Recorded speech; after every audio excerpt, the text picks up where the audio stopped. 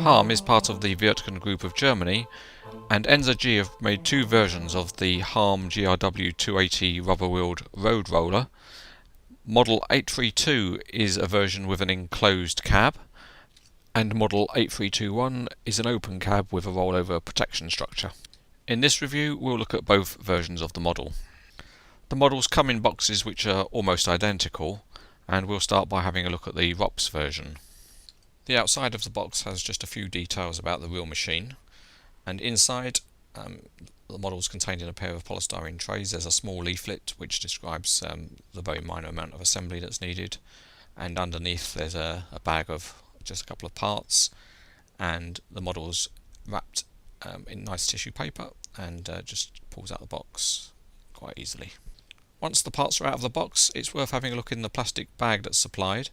On the ROPS version there's a canopy which clips onto the roof, but as a nice touch from NZG they actually give you some spare mirrors which are handy should the ones on the model break or be lost. There's very little assembly to do on either version of the model. The ROPS version just has a canopy which just simply clips into place, and on the cab version there's a beacon light which is just very simply plugs into a hole on the roof and fixes into position. Looking at the details, they're really pretty good. The Hamm name badge is quite sharp on the front, and the lights are particularly good with their lenses, and the mirrors also actually look metal, but in fact they're plastic. Dropping down to the wheels, the tyres are smooth and they're on metal hubs, and there are nice tyre scrapers both on the front and rear wheels. Both versions of the model have very thin handrails, and it's good to see that the door mirrors can even have a reflection within them. The operator's console is very detailed with all of the controls replicated, and although you can't see it here, the dashboard has very small coloured graphics to indicate the computer controls. In terms of functionality, the model rolls quite well, although it rolls rather better forward than backwards, and that's because the rear tyre scrapers tend to act as a little bit of a brake when it's going backwards. Underneath you can see the grey areas. They're the ballast blocks that would normally be fitted to the real roller to weigh it down, and you can see that the tyre scrapers can be lifted off the tyres both at the front and at the back.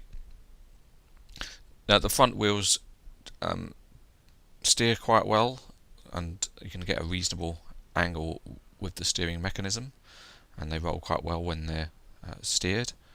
And there is a suspension mechanism modelled at the front which seems to use tiny springs.